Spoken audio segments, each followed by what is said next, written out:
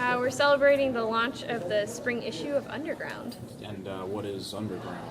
Underground's the undergraduate art and literary journal on campus. It's by and for undergrads. So we have a lot of different undergraduate students on the staff, and we also only accept works from undergraduates. Okay. And so what will be happening here today? We'll have a couple of the writers that are printed in this issue. They'll be reading pieces that are in the issue.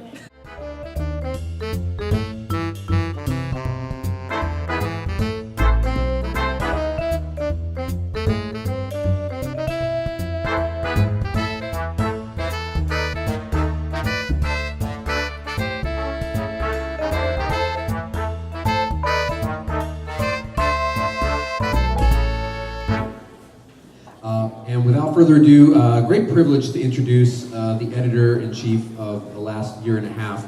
And I should point out that Emily was also my student assistant when I started here, an employee for Georgia State University. So it's really exciting to see how far that she's come as a student and how far the journal has come during her term here as editor-in-chief.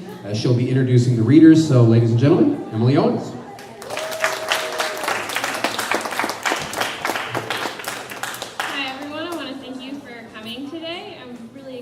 This is our second launch event that we've had. We had one last spring for the first issue of Underground. So I just want to introduce our first reader. We have Peer Pressure. He is a Georgia State student with a passion for writing, so I hope you enjoy his readings.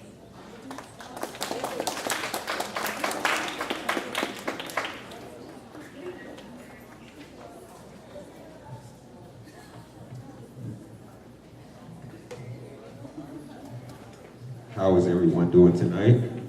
Who has the copy of the new volume?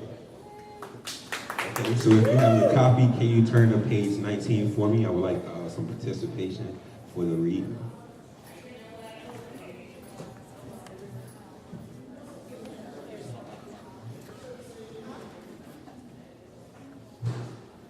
Did everybody turn to page 19? Okay. For the second stanza, I'll call it. There's a part where it says, "God is watching me," and I want everybody to say "falling" at the same time. So it's gonna be like, "Prepared to fall, knowing God is watching me," and I want y'all to say "falling" once y'all hear that line. Can y'all remember that if y'all didn't turn to page 19? So on the count of three, I want everybody to say "falling." 1, 2, 3. Falling. All right.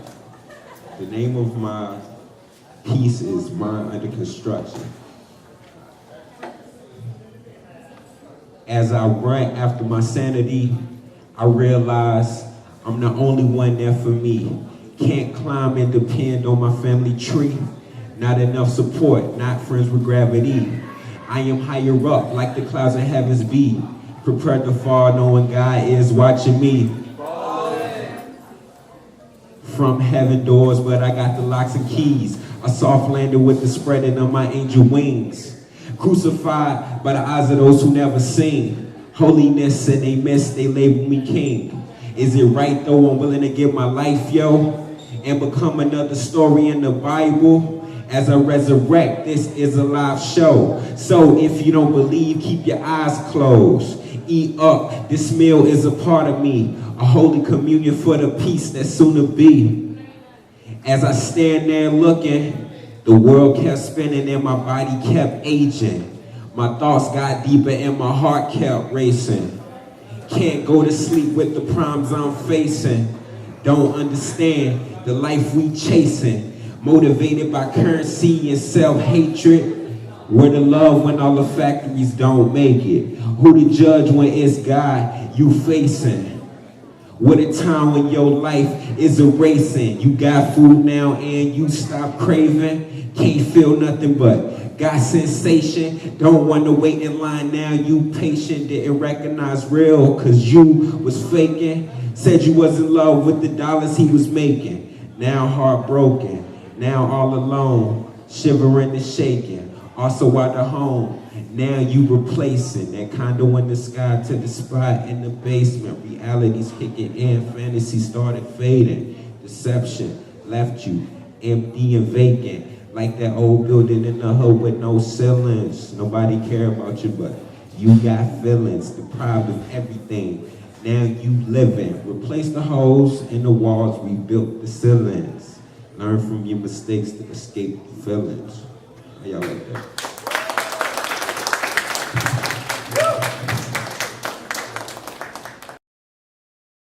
Hello everyone, this is Jay and I'm here with GSTV at New South's Poetry Reading, and I'm here with James, the author of Mind Under Construction. So give me a little background on that reading that you did. It was a great one, by the way. It came about around 2 years ago when I wrote the actual piece. The material came about due to like the situation that I was in at the time. Currently living with my parents. Fresh back off of back from school. Summertime, and just feeling like okay, cool. I've been doing this for a little minute. So I just wrote the material. Then what inspired me to write it? It was just like an evolution in my artwork. I was currently working on my Absolute Threshold mixtape that I currently have out. You can catch that datpiff.com. Absolute Threshold. Just type it in a search engine, and you'll get it. There you go, your plug-in right there for you. I like that. Okay. So basically, it was just a piece on evolving and growing. Yeah. Okay, cool. And what got you inspired to start writing?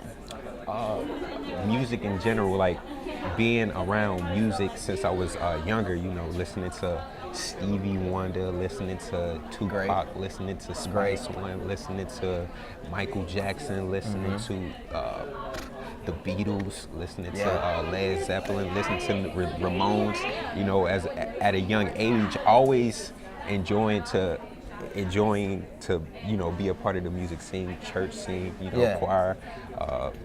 What fueled me to continue to do live performances is my involvement in church. Like when I was forced to recite Easter poems and stuff like that. So that's where the passion for performing music came from. Okay, cool. I appreciate you spending this time up here with us and answering our questions. And thank you, man. And your work is good, man. So hopefully we'll hear some more from you coming in the next, years and stuff. So most definitely. All James right. Blake, gone. Thank you, man. Thanks for getting everyone involved. That was awesome. We have a very wide variety of works that we accept at Underground, and so it always makes me really happy to see just lots of different styles of writing, different kinds of art, 3D, 2D art, everything. If it's good, we'll put it in. We really just love all of our undergraduates' work. Next up, we have Adrian Bond. I've actually known Adrian for a little while now. We were in our creative writing class together. Adrian is a graduating senior who will earn her degree in English creative writing with a minor in psychology. After graduation, she'll start a career as a marketing coordinator for McKinney's Inc., a local mechanical contracting company. So everyone, welcome Adrian.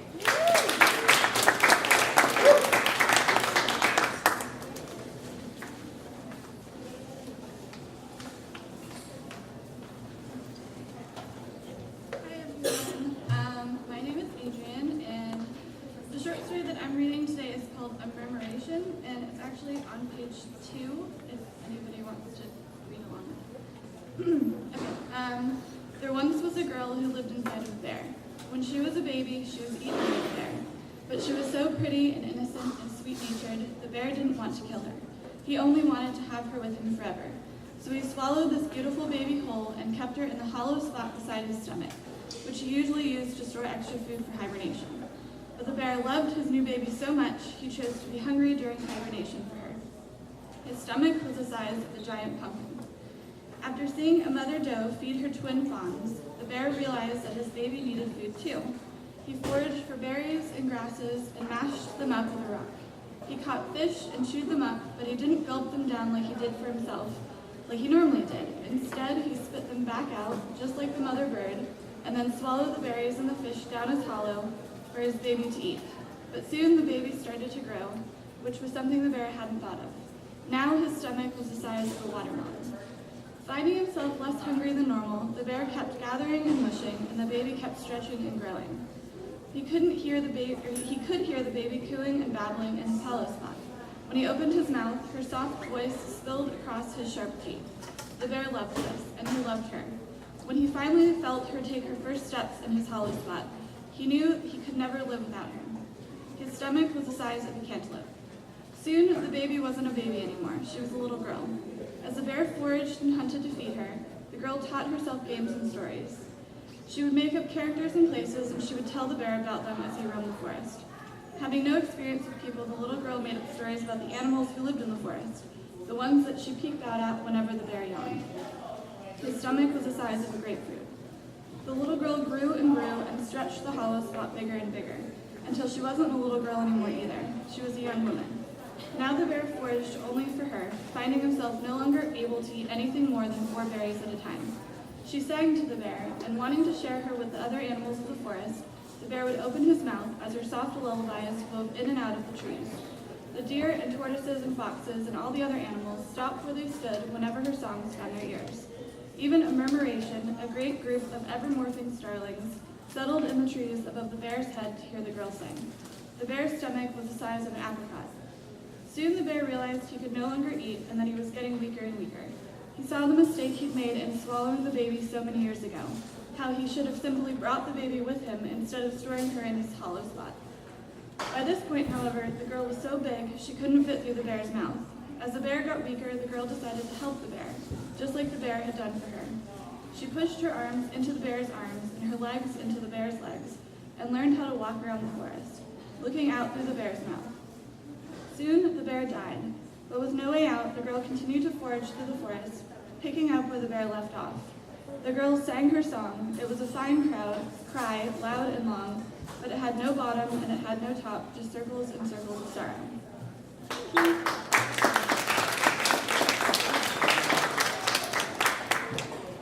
How y'all doing? This is Jay with GSTV, and I'm here with Adrian, and she's the author of Murmuration. How you doing? Good. How are you? How you doing? I'm good. Your story, it captivated me from the beginning. Can you give us a little background on the meaning behind the bear eating the girl? Well, basically, I wanted to kind of capture a feeling of regretting a decision and kind of the ramifications of doing something maybe out of love that ends up turning out for the worse, and then how other people are affected in the end. So basically what we have here is just a real good story of how, like you said, one's decisions affects another one and has to take on that lifestyle or that change. And what really inspired you to write that piece? Was it a decision that you made or that you seen someone make? Basically, it was just looking back, like especially at high school and over the course of like the first 3 years of college, and realizing that there were things that I did that ended friendships or made it in a way that I couldn't go back and fix it. That was how it was. And so I kind of wanted to capture that, and I like the modern fairy tale kind of vibe going. Okay. I was reading a book called Fables by Sarah Goldstein during the time. Okay. And it's basically, hers is a cycle of stories that revolve around kind of taking the fairy tale idea and putting in modern things. So that's kind of what I was trying to do with that. So. Okay, cool. So what inspired you to start writing? I'd pretty much been writing all the way since I was in elementary school, and I was actually into journalism when I was in high school. I was the editor-in-chief of my high school newspaper, and when I got here I decided I wanted to do more of the creative side of things. So I actually had a couple of really good teachers that really helped me. One of them was Professor Josh Russell. He was pretty much I had him last semester for 2 classes at the same time, and he really helped me move into writing these shorter stories, and he was a huge inspiration for me. So yes, it was good. So that's good. That's really good. Yep. And one final question I have for you. if you could take any writer or any poet and do a collaborational piece, who would it be? Alive and dead? Alive and dead. Okay. I really love Edgar Allan Poe. He's one of my favorites, so that would be really cool. I also, like I said, Sarah Goldstein would be somebody that I would really love to do something with. I think that our styles mesh up pretty well together. Let's see. I also really like a writer called Paul Auster. Okay. I just read a short story called, I guess it's a novel called City of Glass, and it was a detective story, and it was really interesting, the tone that he used, so I think that he would be a cool one to work with too. So. All right. There you have it, folks. I appreciate your time. Thank you very much. Thank you for stopping by. It's very nice to You meet have a good one. Thank you. Thank you, Adrian. Next up, we have Andrew Poto. He's a member of Poetry Society, and he'll be reading one or two of his poems for us.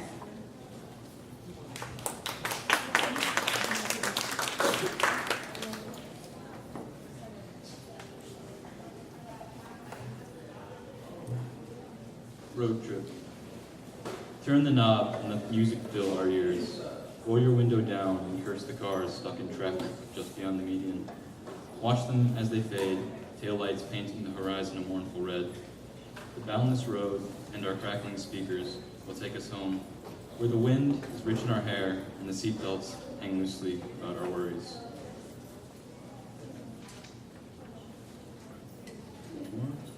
Sanguine skies. There is something endless beyond my window. The panes crack as my hands beat restlessly upon the glass. I can use my blood to paint finite skies in my whitewashed prison, and I will paint them a sanguine hue.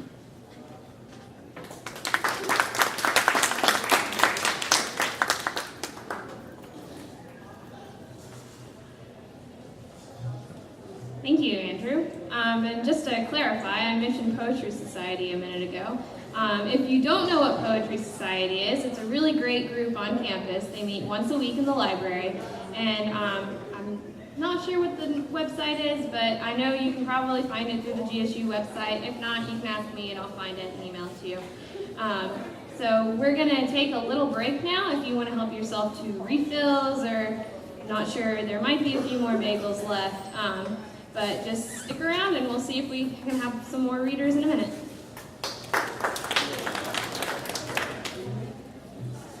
I'd just like to add a couple of points as well. For those of you that are Facebook inclined and you're college students, so that means 100% of you, you can look up New South and Underground on Facebook. New South is the graduate student edited literary journal here at Georgia State University. We also have copies of that as well. If you check the table here, just look on the lower right hand side, the latest issue. Our editor-in-chief of New South, Matt Saylor, is here as well. Thank you for coming, Matt. And he will be announcing later this week the winners of the poetry and poetry and fiction contests for New South for the next issue. So do keep your eyes on the Facebook page for New South there. Also, the New South website is www.review.gsu.edu. They do readings periodically here on campus at the Troy Moore Library, over in General Classroom Building, and also Indicator at the Kavarna Lounge. And also you can check out the Underground website at undergroundjournal.org. Just stick around, and again, feel free to help yourself to some coffee and bagels. We appreciate your time. Thank you.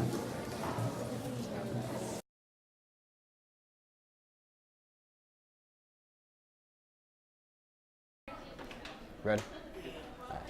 Hey everyone, this is Jay, and this is GSTV, and we are at New South Poetry Reading, and I'm here with the author of Road Trip and Sanguine Skies. Tell everybody your name. Hey, I'm Andrew Poto.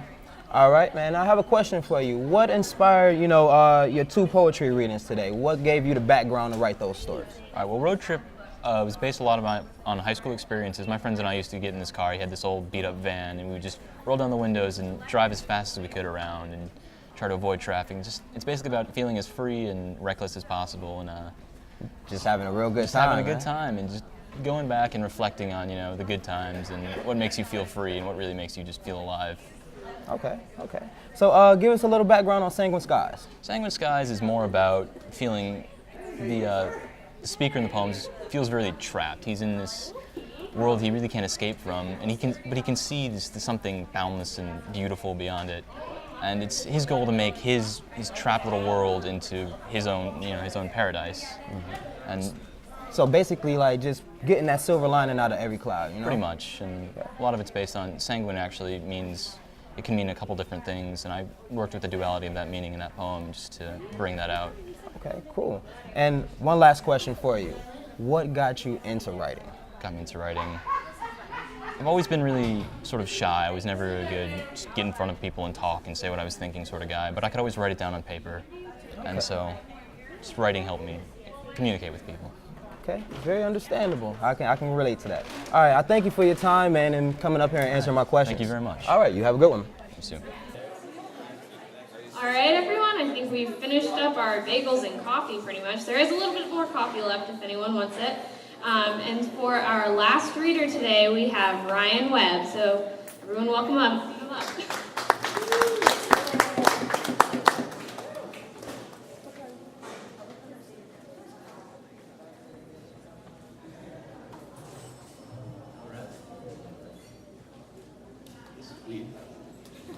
Alright, if I lived by the river, I'd probably start sparking again while laying in this field listening to banjos and saxophones.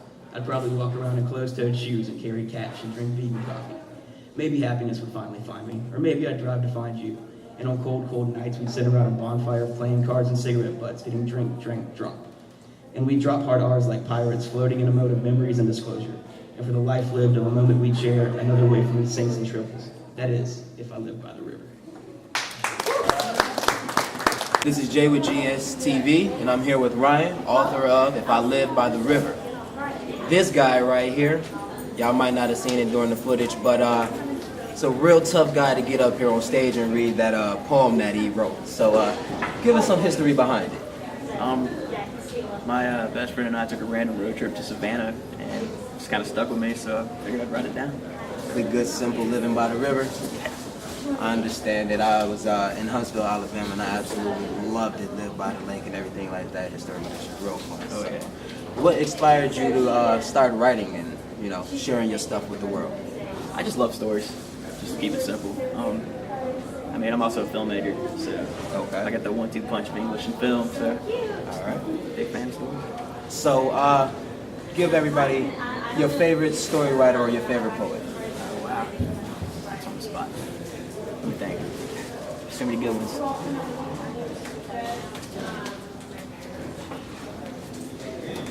Tough decision here, right here on the spot. Yeah. Lately I've been reading a lot of David Foster Wallace. A lot of David Foster Wallace. Yeah, I'm really into that postmodern thing right now. So. Okay. All right. So there you have it. He's a tough man to get on stage and read. He's also a tough man to interview. All right. I thank you for your time, Ryan. Not a problem. All right.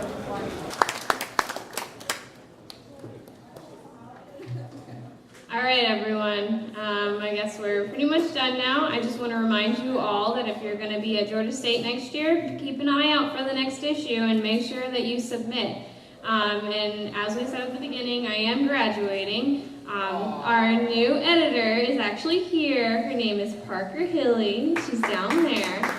So if you have any questions about next year, make sure you talk to her, or you can go to our website at undergroundgsu.org. Undergroundjournal.org, sorry.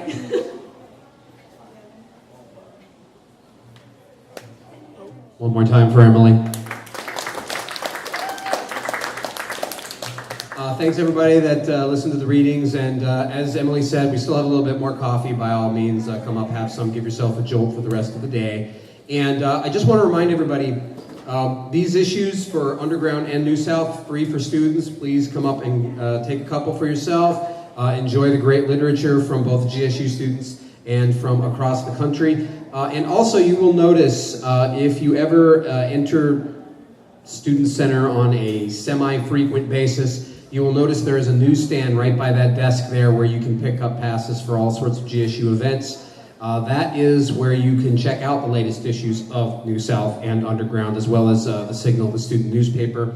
And one more time, also I want to thank GSTV, the student television station. Again, that's Channel 91 if you live in housing, and gstvonline.org if you want to check out their streaming content, and if you want to check out some of their on-demand content on YouTube, it's GSTV Online 91. Thanks, everybody, for your time, and have a great day.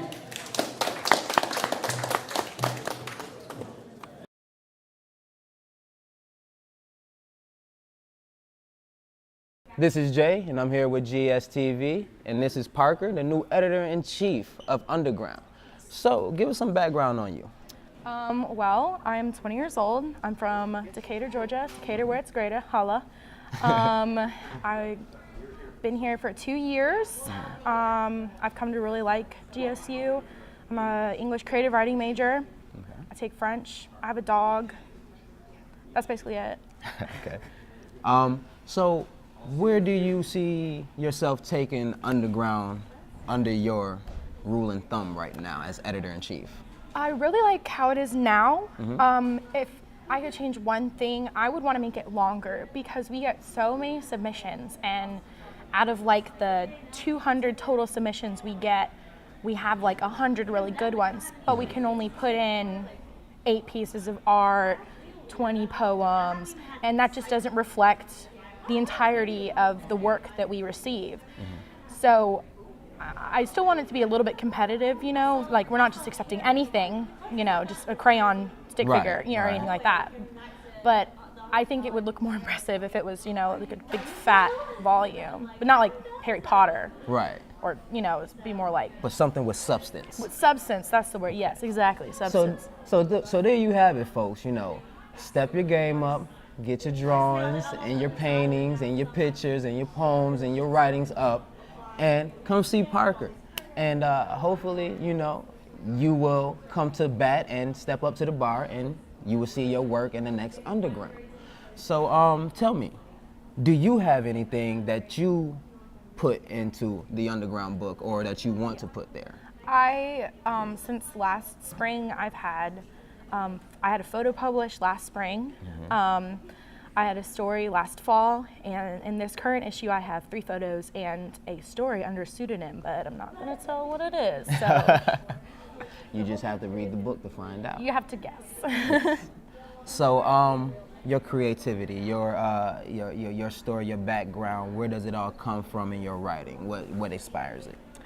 I tend to write more like horror stories and depressing things, but it's really weird because, like, obviously I'm not depressed, I'm a really happy person. Chipper, bubbly. Yes, bubbly. That's a good word. But I mean, I don't really know where that comes from, except like I really love Stephen King, I love Clive Barker, I love Anne Rice, and my mom always told me it's because she read Stephen King like nonstop when she was pregnant with me, so I just like absorbed the horror or something. I don't know, which is kind of a gross concept, but I mean, it makes the most sense, I guess. Very well could be. Maybe, I don't know. We need to do an experiment to prove. Yeah, I mean, because you put headphones on babies, they usually come out, with pretty Mozart. good rhythm and singing. Yeah. I think it could work. So, and I love that you write horror stories because I love horror stories and everything else. Like, nothing scares me nowadays in the movie theaters. And I was like, desensitized, yeah. Yes. I said, if somebody give me 10 to 15,000, I will create the most horrific haunted house that you will ever see. You know, I have a sick mind, so. I would come to it. I would, definitely. I'd visit your haunted house. You're here for another 2 years? Yes. So maybe we can collaborate on something. Okay, that sounds like a good idea. Good idea. All right. Here's your editor-in-chief of Underground. Thank you, everyone. Thank you. And I thank you for coming. Oh, thank you. All right.